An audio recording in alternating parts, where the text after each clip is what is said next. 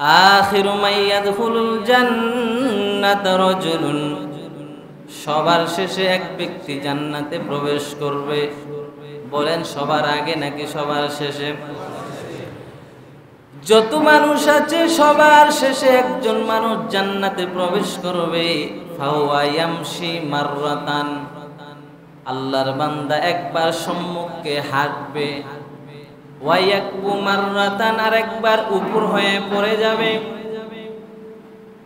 ওয়া তাসফাউহুন নারু মাররা, আবার বান্দাকে জাহান্নামের আগুন ঝাপটি দিয়ে বসে থাকবে। বান্দা জাহান্নামের আগুন বান্দাকে ঘেরাও করে রাখবে। ফাইদা মা জাওয়াজাহা ইলতাফাতা ইলাইহা, আল্লাহর নবী বলেন আল্লাহর বান্দা যখন জাহান্নামের আগুন হেঁটে হেঁটে অতিক্রম করবেন, মানে জাহান্নাম থেকে বের হয়ে চলে আসবেন, ইলতাফাতা ইলাইহা, আল্লাহর বান্দা পেছনে ফিরে জাহান্নামের দিকে তাকাবেন, নজর করবেন।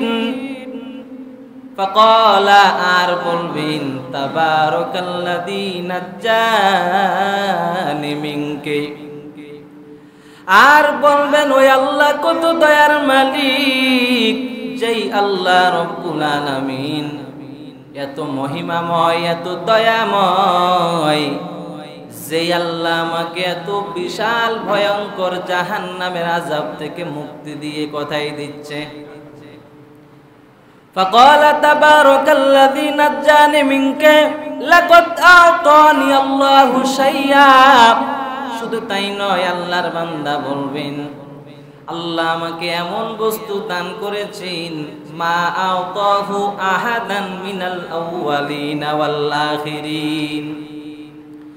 বান্দা জান্নাতে তো ঢুকবে দূরের কথা, কেবলমাত্র জাহান্নামের আগুন থেকে মুক্তি পাইল, এখনো জান্নাতে যায় নাই। তারপরও বান্দা বলবে আল্লাহ কত মহিমাময়, আল্লাহ কত দয়াময়, আল্লাহ আমাকে এমন বস্তু দান করেছেন পৃথিবীর ইতিহাসে পূর্বে পরের কোনো মানুষকেই এই প্রতিদান দেয় নাই।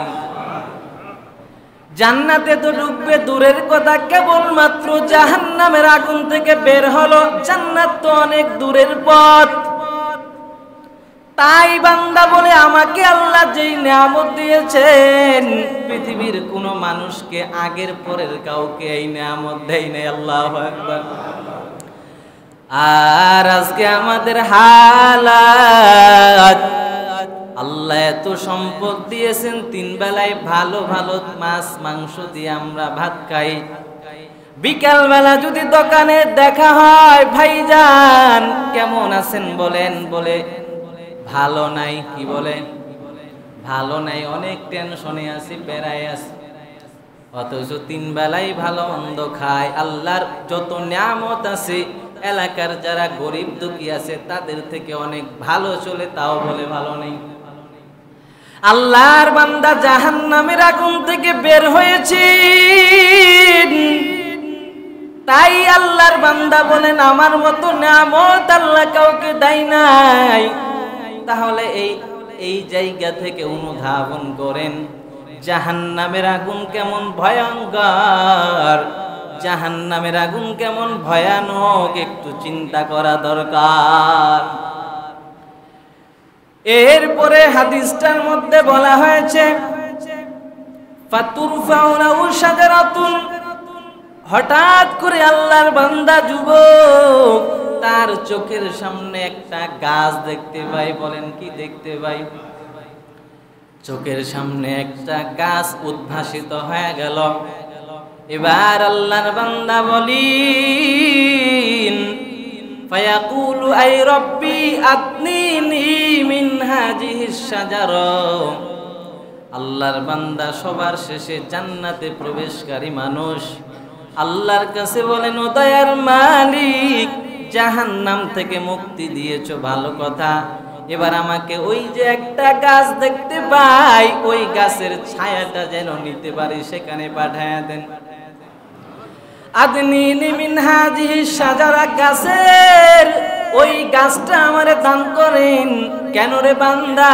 লি আস্তাজিল্লা বিজিল্লিহা, আল্লাহ ওই গাছের ছায়া গ্রহণ করতে চাই, রৌদ্র সহ্য করতে পারি না। আর কি? ওয়া আশরাবা মিন মাইহা, ও দয়ার মালিক গাছের নিচে এমন একটা নদী আছে, প্রবাহমান ঝর্ণা আছে, আমি যেন ওই প্রবাহমান ঝর্ণা থেকে আমি পিপাসা নিবারণ করতে পারি। অতএব আমার ওই গাছটার কাছে পৌঁছে দাও।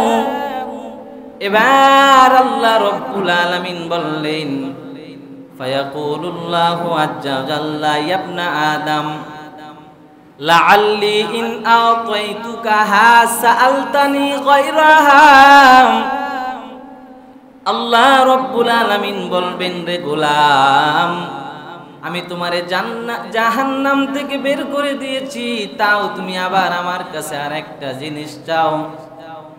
আবার যদি আমি তোমাকে ওই গাছের নিকটবর্তী বানায়া দেই, ওই গাছের কাছে তোমাকে পৌঁছায়া দেই, তুমি যে আরেকটা জিনিস চাইবা না, এটার কি আছে?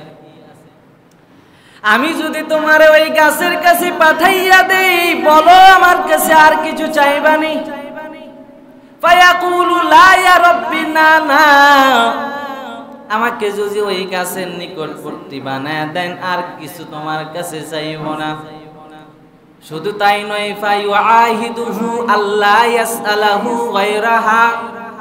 ও রব্বে কারীম, আপনার কাছে আমি কসম করলাম, ওয়াদা করলাম, আমাকে যদি ওই গাছের ছায়া দান করেন, আপনার কাছে আমি আর কিছুই চাইব না।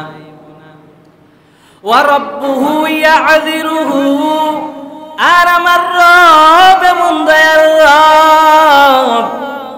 আল্লাহ রব্বুল আলামিন বান্দার ওযর গ্রহণ করে নিলেন, বলেন সুবহানাল্লাহ।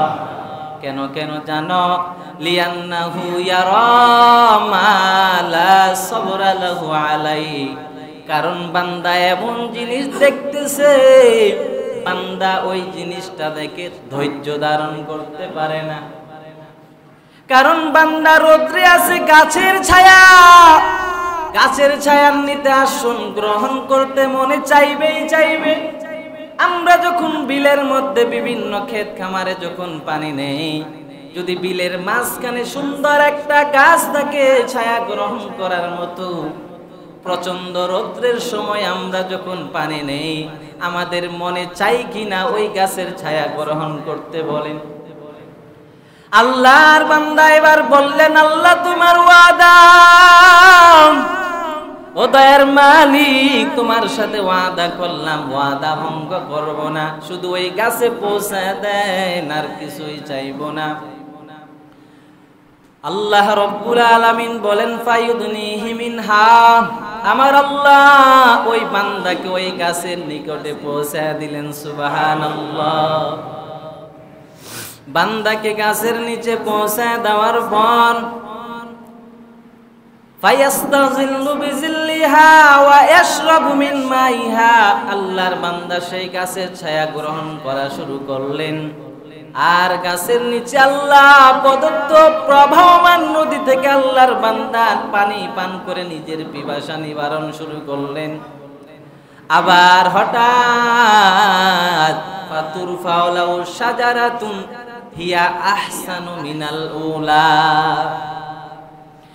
এইভাবে গাছের ছায়া গ্রহণ করতে করতে আর পানি খাইতে খাইতে আরেকবার বান্দার চোখের সামনে আরেকটি গাছ নজর পড়ে গেল। আরেকটি গাছ বান্দা দেখতে পাই। যখন বান্দার একটি গাছ দেখলো, হিয়া আহসান মিনাল উলা, প্রথম গাছের তুলনায় দেখতে বড় ভালো, দেখতে বড় সুন্দর, বান্দার মনে আবার লোভ চলে আসছে। লোভ, আল্লাহ এই গাছটা তো মনে হয় আরো ভালো দেখায়। ফায়াকুলু আই রব্বি আতিনি মিন হাদিহি, ও দয়ার মালিক আমাকে ওই গাছের নিকটবর্তী করে দেন, ওই গাছের কাছে আমাকে পাঠায়া দেন। ফায়াকুলু ইবনা আদম আলাম তুআহিদনি আল্লা তাসআলানি গায়রাহা, আল্লাহ তাআলা বলবেন, হে আদমের সন্তান, তুমি কি আমার সাথে ওয়াদা করো নাই? তুমি কি আমার সামনে অঙ্গীকার করো নাই? আমার সাথে ওয়াদা করো নাই আমি যদি তোমারে ওই গাছের ছায়া দেই তাহলে আর তুমি কোনো কিছু চাইবা না, বলনি? ফায়াকুলু লাআল্লি, তারপরও আল্লাহ কেমন দয়ার রব, আল্লাহ রাব্বুল আলামিন বলেন, লাআল্লি ইন আদনাইতুকা মিনহা, ও বান্দা আমি যদি তোমাকে ওই গাছের কাছে পাঠায়া দেই, ওই গাছের ছায়া দান করি, সালতানি গয়রাহা, আর কিছু চাইবানি? একটা গাছ তো ভালো লাগলো, এটা ছায়া গ্রহণ করতে করতে পানি খাইতে খাইতে আরেকটা সুন্দর গাছ চোখে পড়ছে, এটাও চাও? আচ্ছা দিলাম, এটাও দিলাম, বল আর কিছু চাইবিনি? আর চাইতে পারবি না। জাহান্নাম থেকে বের করে দিলাম, এখন রোদ লাগে, একটা গাছ দেখতে পাইছো, এটাও নিবা তুই? আচ্ছা এটা দিলাম, এটাও ভালো লাগলো না, আরেকটা গাছ দেখতেছো, আচ্ছা এটাও দিলাম, বল আর কিছু চাবিনি? বলে আল্লাহ আর চাবো।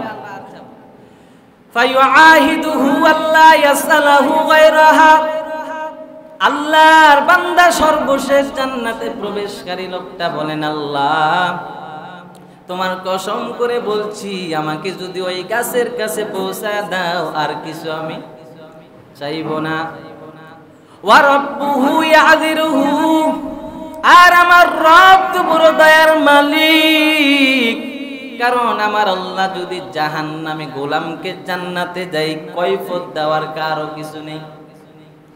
আল্লাহ যদি কোনো বান্দা জাহান্নামীকে জান্নাতে যায় কেউ প্রশ্ন করতে পারবে নাকি?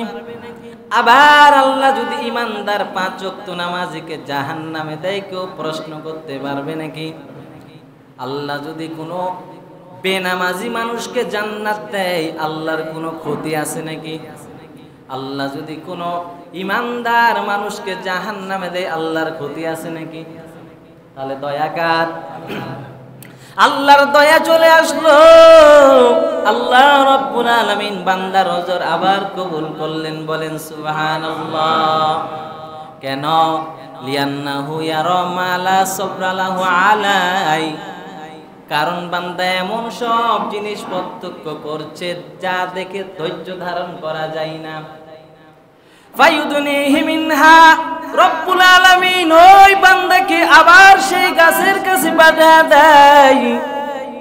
আবার বান্দা সেই গাছের কাছে যাওয়ার পর ফায়াস্তাযিল্লু বিজিল্লিহা ওয়া ইয়াশরাবু মিন মাইহা, আল্লাহর বান্দা আবার সেই গাছের ছায়া গ্রহণ শুরু করলো। আল্লাহর বান্দা আবার গাছের নিচে প্রবাহমান নদী, আল্লাহর বান্দা আবার সেখান থেকে পানি পান করা শুরু করলো। সুম্মা তুরফাউ লাহু শাজারাতুন ইনদা বাবিল জান্নাহ হিয়া আহসানু মিনাল উলাইন। এইভাবে আল্লাহর বান্দা, এরে নবীর উম্মতের দল, আল্লাহর বান্দা এইভাবে পানি পান করতে আর ছায়া গ্রহণ করতে করতে আরেকদিন হঠাৎ দেখেন জান্নাতের দরজার সামনে একটি গাছ দেখা যায়। কোথায়? ইনদা বাবিল জান্নাত, জান্নাতের দরজার কাছে একটি বড় গাছ। হিয়া আহসানু মিনাল উলাইন, এমন একটি গাছ দেখা যায় এই গাছটা আগের 2টা গাছের তুলনায় অনেক সুন্দর। আগের 2টা গাছের তুলনায় এই গাছটা বড় ভালো দেখা যায়। আল্লাহর বান্দা এবার আল্লাহকে বলেন, ও দয়ার মালিক, আদনিনি মিন হাদিহি লিয়াস্তাযিল্লা বিজিল্লিহা ওয়া আশরাবা মিন মাইহা। ও আল্লাহ, তুমি না রহমান, তুমি না গফফার, তুমি না আল্লামুল গায়ুব। ও আল্লাহ, তোমার দয়ার কাছে কিছুই না, তোমার রহমতের কাছে কিছুই না। আমরা যা গুনাহ করেছি মনে করেছি পাহাড় সমপরিমাণ গুনাহ, আমল করতে পারি আর না পারি গুনাহ হয়ে যায়। এবার বান্দা যখন নিজের গুনার দিকে তাকায়, জাহান্নামের আগুন ছাড়া কোনো উপায় দেখতে পাই না। আবার আল্লাহ কেমন রহমান, আল্লাহ কেমন দয়ার রব। আল্লাহ বলেন, বান্দা জানাজার নামাজে শরীক হও, 2 কিরাত সওয়াব দিলাম। সাহাবা একরাম বললেন, ওয়ামাল কিরাতান, 2 কিরাত বুঝলাম না, 1 কিরাত কতটুকু পরিমাণ? 10 কেজি নাকি 20 কেজি নাকি 100 কেজি পরিমাণ বলেন? নবী বললেন পরিমাণ হলো 1 কিরাত সওয়াব হলো একটা উহুদ পাহাড়ের সম পরিমাণ। বলেন সুবহানাল্লাহ। জানাজার নামাজের অংশ 2টা, বলেন কয়টা অংশ? 2টা অংশ। একটা অংশ হলো জানাজার সালাত, জানাজার নামাজ পড়া একটা অংশ। আর একটা অংশ নবীজি বললেন মাটি দেওয়া, দাফন করা। কোন বান্দা যদি 2 অংশে শরীক হয়, 2টা উহুদ পাহাড়ের সম পরিমাণ সওয়াব আমলনামায় দিয়া দিব। কেন? আল্লাহ বলেন, আমি তো রহমান, আমি তো রহিম, আমি তো গফফার, আমি তো সাত্তার, আমি তো জব্বার, আমি তো আল্লামুল গায়ব। এরে নবীর উম্মতের দল, এইবার আল্লাহর বান্দা বলেন, আদনি মিন হাযিহিস শাজারা। আল্লাহ ওই যে দেখতেছি জান্নাতের গেটে একটা গাছ আছে, ওইখানে পৌঁছা দেন। ফায়াকুলু ইয়া ইবনা আদম, এ বনি আদম, আলাম তুআহিদনি আল্লাহ তাসালানি গায়রাহা। আল্লাহ বলবেন, বনি আদম, রে বনি আদম, তুমি কি আমার সাথে ওয়াদা করো নাই নাকি? তুমি তো কতবার ওয়াদা করেছিলে, আমি যদি তোমাকে এই গাছের ছায়া দান করি আর কিছুই চাইবা না। পূর্বের বার ওয়াদা করলে, আগের বার ওয়াদা করলে, প্রতিবার আমি রবের সাথে ওয়াদা ভঙ্গ করো। এরে নবীর উম্মতের দল, আমরা যারা এলাকায় পাড়া প্রতিবেশীরা যারা একসাথে চলাফেরা করি, বিভিন্ন সময় বিপদে আপদে কারজে হাসানার প্রয়োজন হয় কি হয় না? একবার যখন আমি একজনের কাছে কিছু টাকা ধার নিলাম, বললাম ভাই সোমবারে দিয়ে দেব। আল্লাহর বান্দা সোমবারে এলাকায় থাকে না। মঙ্গলবার বুধবার খবর, কি ব্যাপার টাকা দিলেন না কেন? বলে ভাই হয়নি। এইভাবে 2 সপ্তাহ ঘুরানোর পর আল্লাহর বান্দা টাকাটা দেয়, অনেকে তো দেয় না। তাহলে এই যে ওয়াদা খেলাপ করে, এই বান্দা যদি দ্বিতীয়বার আবার সেই লোকের কাছে টাকা চাই, বলেন দিবে নাকি? মানলাম একবার দিল, 2বার দিল, 3য়বার দিবে নাকি? আল্লাহর ব্যাপারে আর খালেক আর মালিক, বান্দার খালেকের মাঝে কেমন ব্যবধান! বান্দা ওয়াদা খেলাপ করলে আর দিতে চাই না, বান্দা ওয়াদা খেলাপ করলে আর দ্বিতীয়বার কাউকে দিতে চাই না। আর আমার খালেক কেমন দয়ার রব, যেই আল্লাহ আমার এত গুনার পরও আমার পানি বন্ধ করে নাই, বাতাস বন্ধ করে নাই, অক্সিজেন বন্ধ করে নাই। মা বাবার সাথে বেয়াদবি করলে মা বাবা ঘর থেকে বের করে দেয়। বান্দা তোর খাবার বন্ধ, কিছুই খাইতে পারবি না। আমি মা তোরে 10 মাস 10 দিন গর্ভে ধারণ করেছি, আমি মায়ের সাথে বেয়াদবি করেছো, যাও ঘর থেকে বের হয়ে যাও। সন্তান রাগ করে ঢাকায় চলে যায়, বিভিন্ন জায়গায় গার্মেন্টসে গিয়ে চাকরি নেয়। মা বাবাও স্বার্থের টানে আঘাত লাগলে সন্তানকে ফিরিয়ে দেয়। দুনিয়াতে যদি আমাদের আপন কেউ থাকে, বলেন আমাদের মা বাবা ছাড়া আর কেউ আছে নাকি? বলেন। স্বার্থের টানে আঘাত লাগলে মা বাবাও কিন্তু ঠেলে ফেলে দেয়। এরে নবীর উম্মত, অন্তরের কানটা লাগায়া শুনেন, কাল কিয়ামতের ময়দানটা কেমন কঠিন। এই কঠিন ময়দানে কেউ চিনবে না রে বাবা, মা বাবা চিনবে না, সন্তান চিনবে না, কেউ তোমাকে পরিচয় দিবে না। একটা নাকি তুমি কারো কাছে পাইবা না। পুরো হাসরের ময়দান তালাশ করো, একটা নাকি তোমারে কেউ দিবে না, একটা নাকি তোমারে কেউ দিবে না, জাহান্নামী হয়ে যাবা। দুনিয়ার মা বাবা আপন, তারপরও মা বাবা যদি আমাদেরকে কাল কিয়ামতের ময়দানে একটা নেকি না দেয়, বলেন তো তাহলে মা বাবাও তো স্বার্থপর হয়ে গেল নেকির কাছে, হইল কি হইল না? আর আল্লাহ বলেন আমি কেমন রহমান, আমি তোরে বানাবার পর আমি আল্লাহর ইবাদত করো না, 5 ওয়াক্ত নামাজ পড়ো না, সুদের সাথে জড়িত, ঘুষের সাথে জড়িত, অবৈধ ব্যবসা করো, এরে গোলাম এতগুলো গুনাহ তুই করতেছ, আমার জমিনে থাকার পর মাটিরে যদি আমি আদেশ করি রে মাটি এই বান্দা বড় নাফরমান, এই বান্দা আমার ইবাদত করে না, আমার জমিনে খায়, আমার দেওয়া মাছ, আমার দেওয়া গোশত, আমার দেওয়া সবজি সব কিছু এই বান্দা খায়, কিন্তু এই বান্দা কেমন নাফরমান, আমি আল্লাহরে ডাকার সময় নাই, আমি আল্লাহ 5 বেলা ডাক দি বান্দার কোনো খবর নাই, বান্দা শুধু শুক্রবারে নামাজ পড়ে, অথচ বান্দা জানে না 5 ওয়াক্ত নামাজ তার উপরে ফরজ। আল্লাহ বলে বান্দা 2 ঘন্টা দৈনিক আমারে দাও, বাকি 22 ঘন্টা তোরে আমি গিফট দিয়া দিলাম, 2 ঘন্টা দাও, জোহরের সময় 20 মিনিট সময় দাও, আসরের সময় 10 মিনিট সময় দাও, মাগরিবের সময় 20 মিনিট সময় দাও, সব বাদ দাও, 5 ওয়াক্ত নামাজে 20 মিনিট করে সময় দাও, টোটাল কয় মিনিট? দৈনিক আমারে 100 মিনিট সময় দাও, বাকি 22 ঘন্টা তোরে গিফট দিয়া দিলাম, যাও দুনিয়ার জমিনে যাও, ব্যবসা করবি নাকি কৃষি কাজ করবি নাকি দোকানদারি করবি নাকি তাবলীগ জামাতে যাবি, কি করবি কর, কিন্তু 2টা ঘন্টা সময় দিবি কাকে? 2টা ঘন্টা সময় দাও। বান্দা আজকে এত উদাসীন, 2 ঘন্টার সময় দেওয়ার মতো সুযোগ নাই, কেন? বলে বান্দা বলো ব্যস্ত। কিসের কাজে তুমি এত ব্যস্ত? বলে দোকানে আড্ডা দেয়, কেউ পাবজি খেলা নিয়ে ব্যস্ত, কেউ ইউটিউব নিয়ে ব্যস্ত, সবাই নিজ নিজ কাজে ব্যস্ত।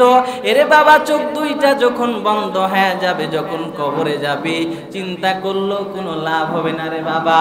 আমলের সময় আমল করিয়া নাও, দুনিয়া তো চলতেই হবে, খাবার যেহেতু প্রয়োজন আছে, যেহেতু পেট আছে, দুনিয়াতে চলতে হবে, কি বলেন? যেহেতু আমাদের ছেলে সন্তান আত্মীয় স্বজন সবাই আছে, আমাদের পেট আছে, চলতে হবে 100% শর্ত। তবে 2 ঘন্টা আমি আল্লাহকে সময় দাও, বাকি 22 ঘন্টা তোমাকে দেয়া দিলাম, এই 22 ঘন্টায় তুমি তোমার রিজিকের জন্য দৌড়াও। এরে বান্দা, আজ আমরা আল্লাহকে ভুলে যাওয়ার কারণে এত ইনকাম করি তারপরও বরকত নাই, এত কামাই করি তারপরও বরকত নাই। ধনী মানুষের হালাত ডায়াবেটিস, গরুর গোশত খাইতে পারি না, গরিবেরা অনেক খায় কিন্তু ইবাদত করে না, লাভ কি হলো রে গোলাম?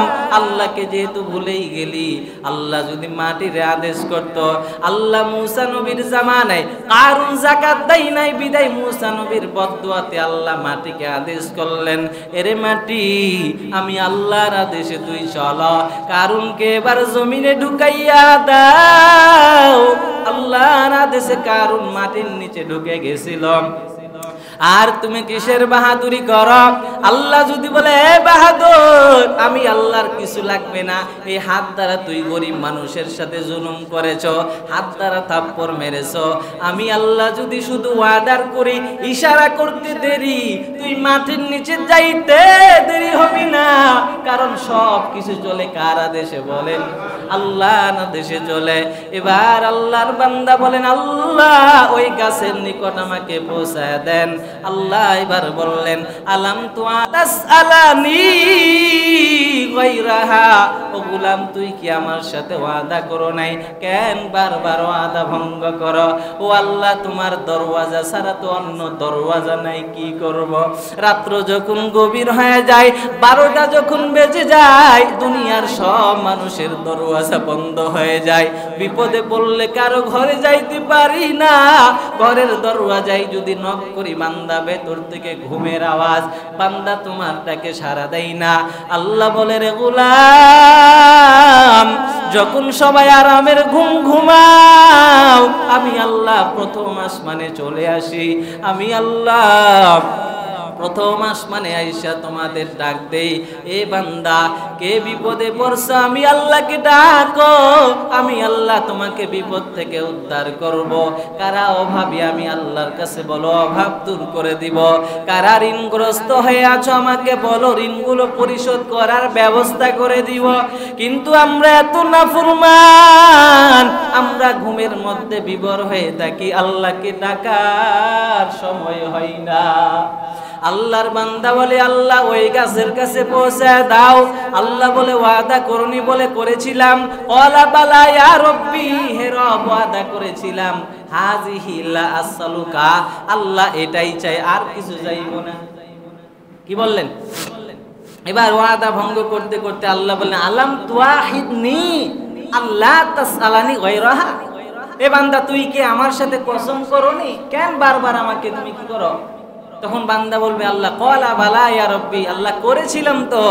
হাযিহি লা আসআলুকা গায়রাহা, যাও কথা দিলাম এটাই চাই, আর কিছু প্রয়োজন নেই।